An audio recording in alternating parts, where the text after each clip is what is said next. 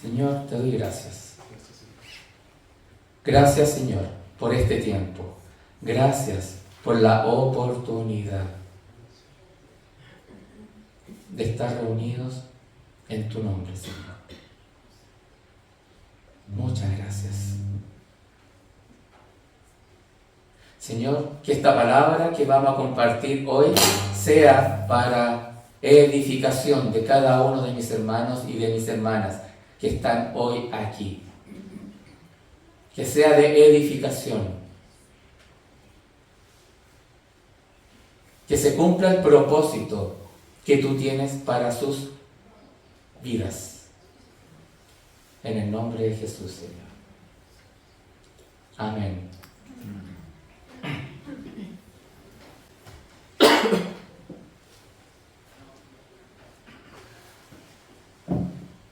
Hoy vamos a ver un tema bien importante. Todos los temas son importantes cuando se refieren al Señor. El título de la prédica hoy es Perseverar en Cristo. Perseverar en Cristo. La perseverancia es una cualidad que puede ser muy valiosa para quien la posee, para nuestro diario vivir. Perseverar, seguir adelante a pesar de las dificultades que se puedan presentar. Es seguir adelante, seguir adelante. Perdón. Perseverar implica esfuerzo, implica esfuerzo, implica trabajo, una determinación. Lo podemos ver fácilmente en los deportistas de alto nivel. Ellos perseveran, ellos son constantes en su entrenamiento, son todos los días de la semana y varias horas de ejercicios de entrenamiento. O también lo podemos ver en los músicos que quieren dominar un instrumento y se dedican, a veces son 8 horas diarias, tocando el instrumento, tocando hasta llegar a la perfección. Son perseverantes y se ve el resultado al final. Se ve el resultado. Ellos son constantes, están dispuestos a seguir adelante, a seguir a pesar de cualquier adversidad que se presente.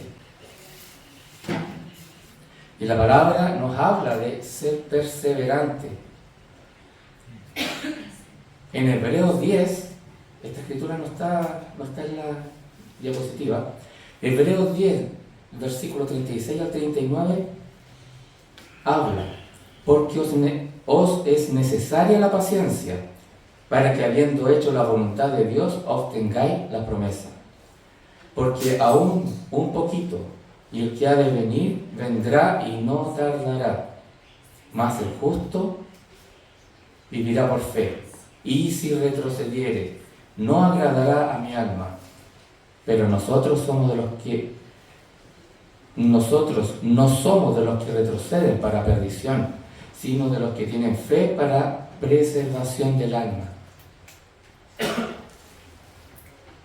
La palabra nos anima a ser pacientes, a ser perseverantes en la voluntad, en la voluntad de Dios. Dice el primer versículo que leímos: porque os es necesaria la paciencia. Es necesaria, dice. Está hablando de una necesidad. Necesitamos ser pacientes. Necesitamos perseverar en Cristo, para que habiendo hecho la voluntad de Dios, obtengáis la promesa. Es necesaria la perseverancia para llegar a obtener la promesa.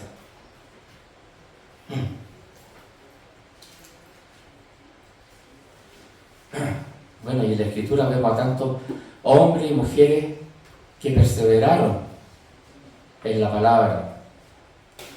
José, Job, Moisés perseveró en la palabra. Esther, David, Ruth, el apóstol Pablo perseveró Y él sí que tuvo adversidades. Naufragó, fue azotado varias veces. Y en cada uno de los que he nombrado podemos ver esta característica. Fueron radicales para seguir a Cristo. Y fueron perseverantes en seguir a Cristo. Ellos perseveraban.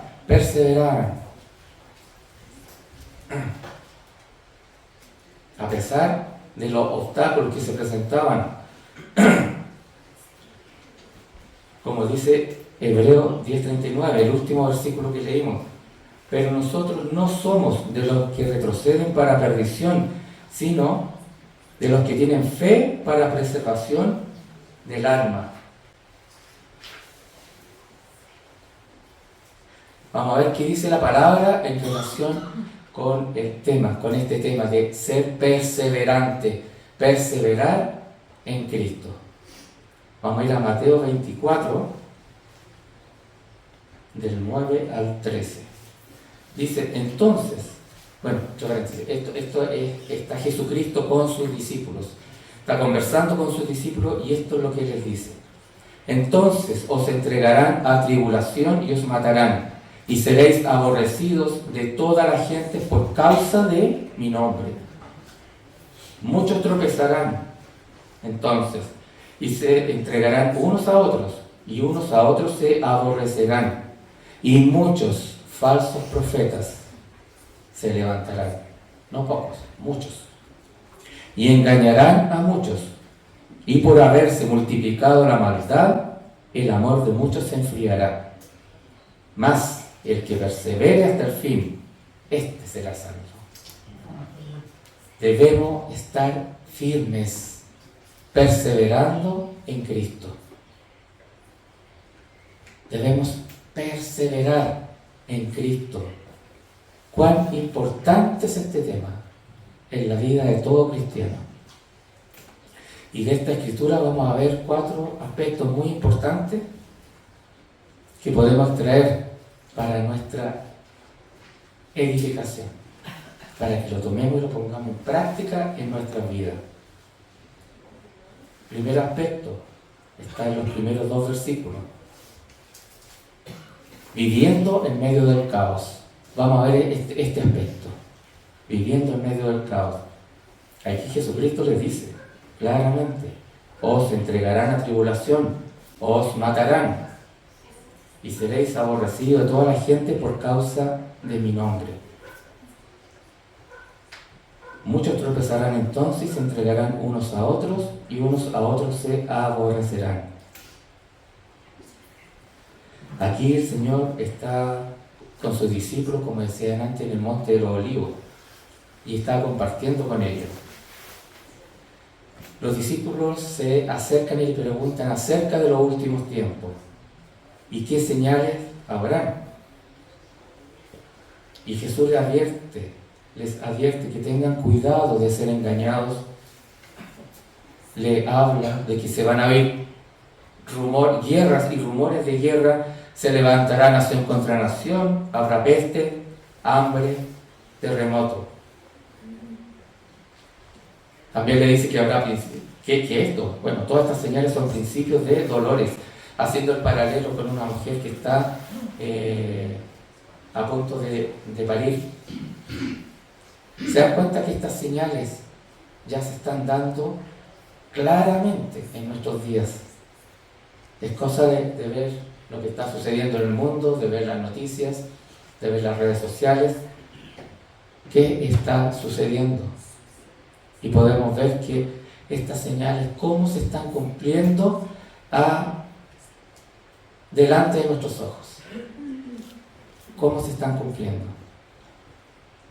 Podemos darnos cuenta lo que dicen estos versículos 9 y el 10 y los anteriores. Los versículos anteriores. Y ya lo estamos viendo. La violencia y la perversión ha llegado y está llegando a límites inimaginables. Hay cosas que ni imaginamos, que ni nombrarlas, que están sucediendo hoy en el mundo. Claro, desde que el ser humano existe ha habido violencia, ha habido perversión. Desde que el ser humano está en la tierra han habido asesinatos, han habido terremotos, hambrunas, guerra, pero nunca en la cantidad de estos últimos, digamos, 100 años. Nunca, nunca. Hoy en día se estima que hay 365 millones de cristianos perseguidos, hermanos nuestros. Algunos estiman que 380, es una estimación. Por hermanos nuestros que están siendo perseguidos, como decía la palabra que acabamos de leer, serán perseguidos por causa de mi nombre, dijo Jesucristo. Por causa de mi nombre. Y por causa del nombre de Jesucristo, hermanos nuestros están siendo perseguidos, torturados, muertos. ¿Estamos orando por ello? Apartamos tiempo en el día para orar por nuestros hermanos que lo están pasando muy mal. Oremos por ello. No podemos ser indiferentes, no podemos tener esa actitud. Nosotros los miércoles, como ahí se anunció, los miércoles oramos por la iglesia perseguida. Oramos por ello. Oramos para que su fe no decaiga. Porque ellos dicen, oren por nosotros, para que nuestra fe no decaiga. Y oramos por hermanos que están en Nigeria, Corea del Norte, en Afganistán, en Cuba y aquí un poco más cerca, Nicaragua, Colombia. Ya se está dando eso. Toda esta violencia, todo lo que está pasando en el mundo es señal que el Señor viene pronto, que Jesucristo viene pronto por su iglesia a buscar a su iglesia preparada, a su iglesia, a su novia. Por eso que la iglesia se le llama la novia, una novia que está preparada esperando al esposo, que hay un paralelo con el matrimonio judío. La novia espera el regreso de su esposo, porque el esposo fue a preparar la morada para su novia. Así, Jesucristo se fue a preparar morada para cada uno de nosotros, como Él dijo. ¿Estamos preparados para irnos con Él? ¿Estamos perseverando en su palabra? ¿Hemos consagrado nuestras vidas? Consagrar es apartarnos, no físicamente irnos a vivir a un cerro apartado de la civilización, no es eso, apartar nuestros valores, apartar nuestra mente. ¿Somos radicales con el pecado? Recuerden que los tibios no se van a ir con Jesucristo. Él vino a buscar a su novia preparada, a su novia sin mancha ni arruga, a su novia que está expectante, esperando a su novio. ¿Y cómo se prepara la novia? Pura, casta, en santidad, viviendo en santidad. Esa es una novia preparada. Esa es una novia que está esperando a su novio. Jesucristo viene a buscar a su novia preparada, sin mancha ni arruga. Viene a buscar a su iglesia llena del Espíritu Santo. Viene a buscar a esos hombres y mujeres llenos del Espíritu Santo. Viene a buscar a aquellos que caminan en obediencia a su palabra. Estemos atentos, velando, porque los tiempos son malos. La violencia física, violencia verbal, cada día es más imperioso estar parado sobre la roca. Él es nuestro fundamento, así como hablábamos delante de los fundamentos es ejemplo. Toda la casa, todo el edificio se construye sobre el fundamento. Si nosotros estamos parados sobre la roca que es Jesucristo, Él es nuestro fundamento. No es tiempo de ser tibio, no es tiempo de estar en esa que un día sí, que un día no.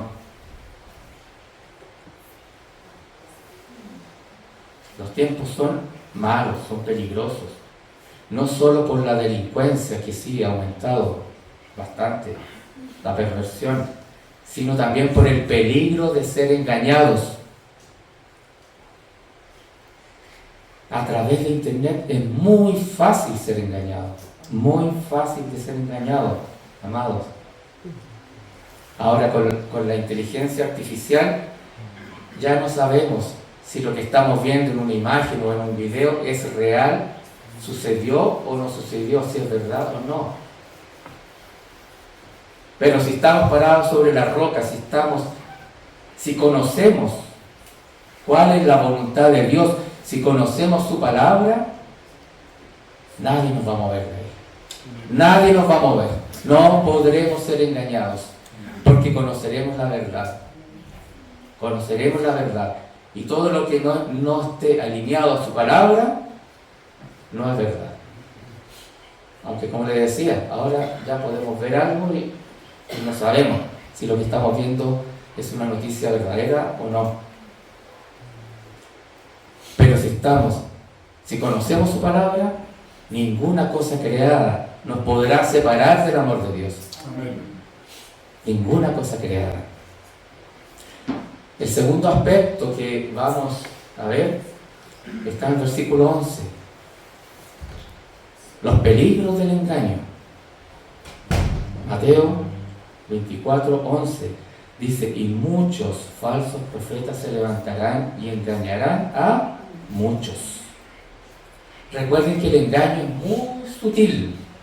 Es muy sutil. El engaño lo podríamos personificar con una serpiente. La serpiente así, sutil, así como bien astuta, y cuando está cerca muerde.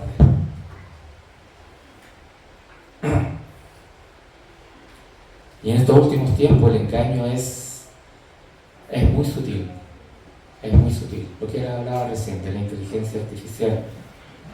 Ya cada día, incluso hasta de una foto, o sea, de una imagen, de una foto, pueden hacer hablar a esa persona y podríamos estar creyendo que la persona está hablando. Y no, es una foto. Entonces existe toda la tecnología para ser engañado. Y engaño, según la Real Academia Española, es hacer creer a alguien que algo falso es verdadero. Es hacer creer a alguien que algo falso es verdadero. También es seducir a alguien con halagos y mentiras. Esto es lo que dice la Real Academia Española. Y en el original griego, la palabra griega que se ocupa aquí, en este versículo 11,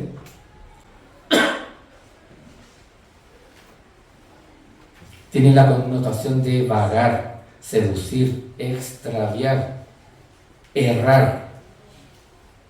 Ese es el engaño. El engaño nos hace errar. Nos quiere que nos extraviemos. El engaño es una seducción. Tengamos cuidado. Por eso siempre estoy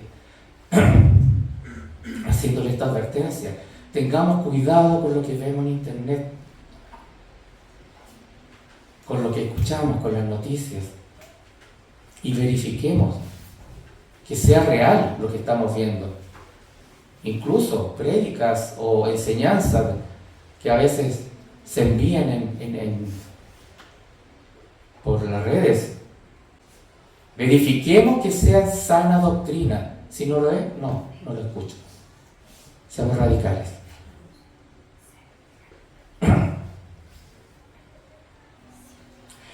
Recuerden que la serpiente engañó a Eva usando una media verdad, una verdad mezclada con un poquito de mentira. Entonces, en apariencia suena como bien. Así actúa el enemigo. Es muy astuto. ¿Cuántas personas a lo largo de la historia tenían apariencia de ser muy rectas, muy correctas, honestas, pero fueron grandes engañadores? Recuerden que todo lo que vemos debemos verificarlo con las Escrituras. ¿Qué dice la palabra? ¿Es importante conocer la palabra? ¿Es importante conocer la opinión de Dios? Claro que sí, claro que es importante, claro que es importante. Tengamos ese tiempo con el Señor a diario. En la medida que tengamos más cercanía con el Señor, en la medida que tengamos más comunión, más intimidad con Él, menos será la probabilidad de que caigamos en el engaño, porque conoceremos cuál es la voluntad de Él, conoceremos la verdad. Conociendo la verdad, estamos capacitados para rechazar la mentira, para rechazar el engaño. Conociendo la voluntad de Dios y andando en ella, seremos libres de todo engaño. Cuidado con los falsos profetas, porque muchos se levantarán en los últimos tiempos. Dice la palabra, como enfatizaba yo antes, muchos falsos profetas, y engañarán a muchos.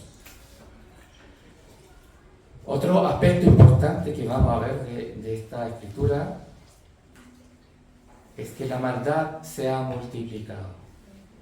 La maldad se ha multiplicado. El versículo 12 dice: y por haberse multiplicado la maldad, el amor de muchos se enfriará.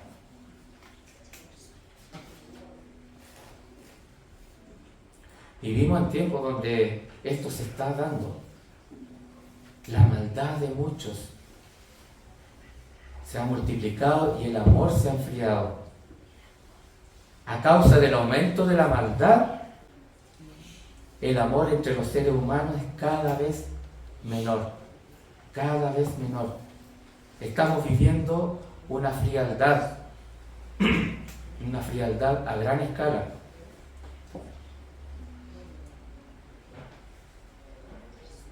A causa del aumento de la maldad, ya son muy pocos los que confían en otros, confían en la otra persona. Antiguamente uno confiaba plenamente en la palabra de otra persona. La persona me dio su palabra. Nos dábamos la mano, eso era suficiente. Suficiente, había confianza. Uno confiaba en la palabra de la otra persona.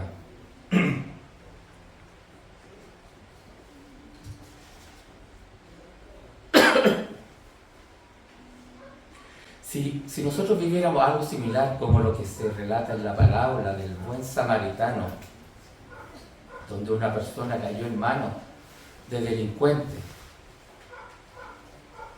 hoy pueden ser incluso delincuentes virtuales, estafas. Hoy en día podemos estar frente a una situación similar donde alguien cae en manos, es víctima de la delincuencia, y es muy probable que la persona sea indiferente. Bueno, no es mi problema, y no se acerque a ayudarlo. Eso es cuando el amor, Jesucristo dijo, el amor de muchos se enfriará. Si estuviéramos frente a una situación así y estamos llenos del Espíritu Santo, ¿qué nos puede hacer el hombre? Si Dios es por nosotros, ¿quién contra nosotros? Si Dios es por nosotros, ¿quién contra nosotros? ¿Quién nos limita a ayudar a esa persona? En Cristo somos más que vencedores, dice la palabra. ¿Creemos lo que dice Romanos 8:31? Si Dios es por nosotros, ¿quién contra nosotros? ¿Lo creemos de verdad? ¿Lo creemos bien profundo, bien sincero en nosotros? Si Él está por nosotros, ¿quién contra nosotros? No hay ningún delincuente, no hay ninguna fuerza del mal, dice ahí Romanos, ni ninguna cosa creada podrá separarnos del amor de Dios. No se trata tampoco de ir a buscar situaciones de peligro. Ahí es donde debemos ser prudentes. El avisado del peligro y huye. Debemos ser prudentes. Si estamos llenos del Señor, tenemos esa autoridad espiritual. Autoridad espiritual. Somos hijos e hijas del Rey, de Reyes, del Dios Todopoderoso. ¿Quién nos puede hacer el hombre? Entonces, con Cristo soy más que vencedor. ¿Lo creemos? Amén. Amén. No podemos dejar que nuestro amor se enfríe a causa de esta maldad que se ha desatado en el mundo. Y aún no se ha desatado. Después del arrebatamiento, ahí se va a desatar. Porque ahí no va a haber iglesia. Porque las oraciones de los santos en todo el mundo son los que frenan que la maldad siga aumentando. Debemos cultivar nuestra fe en Jesucristo día a día. No podemos caer en una actitud liviana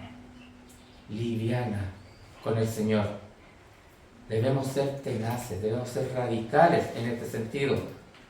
Como, no sé si algunos recordarán, bueno, cuando yo era chico había unos monos porfiados, que uno le hacía así para el lado, ¡pum!, y se devolvían. No sé si se acuerdan. Algunos se acordarán. Seamos como esos monos porfiados, que aunque vengan las adversidades, aunque venga el enemigo, sigamos perseverando en Cristo. Y el último aspecto que vamos a ver es que seremos salvos si perseveramos en Cristo. El versículo 13 dice: mas el que persevera hasta el fin, este será salvo. Según la RAE, perseverar es mantenerse en la prosecución o en la continuación de lo comenzado, en una actitud o en una opinión. Es durar permanentemente por un largo tiempo. Perseverar en el griego es hupomeno, la palabra griega hupomeno, la palabra que se ocupa aquí. Implica soportar, implica resistir, tener entereza. Nuestra responsabilidad es perseverar en Cristo, con firmeza. Somos salvos cuando confesamos a Jesucristo en nuestras vidas. Ustedes captan, ustedes entienden que la salvación es un regalo, es el regalo más grande que hemos recibido. Es un regalo. Nosotros decidimos creer en Jesucristo, pero es Él el que nos da el regalo de la salvación. Y este gran regalo debemos cuidarlo, debemos perseverar en cuidarlo hasta el fin. Hasta el fin. Cuando llegue el fin, con mi regalo de la salvación, seré salvo por la eternidad. No descuidemos este regalo. Un ejemplo, solo a modo de ejemplo, para entender lo que la salvación es, el gran regalo. Es como si alguien me regalara, pónganse ustedes ahí en este ejemplo, es como si alguien nos regalara un cheque por una cantidad impresionante. de dinero. En ese momento yo puedo decir, veo el cheque y digo, soy rico. Pero ese cheque, cuando lo cobre, voy a poder usar, voy a poder disfrutar del regalo. Cuando lo cobre, ahí voy a poder usar todo ese dinero. Hoy hemos recibido el cheque en esta vida. Somos salvos. Pero si perseveramos hasta el fin y nos vamos, ahí va a ser cobrado ese cheque, el regalo, este gran regalo. Que la perseverancia sea una característica en nuestras vidas. Ser constante, ser tenaz. No un día sí, un día no. Perseverante en vivir una vida en Cristo. Debemos resistir todo aquello que viene en nuestra contra. El enemigo, el mundo, el viejo hombre. Aquellos deseos que se oponen a mi relación con Dios.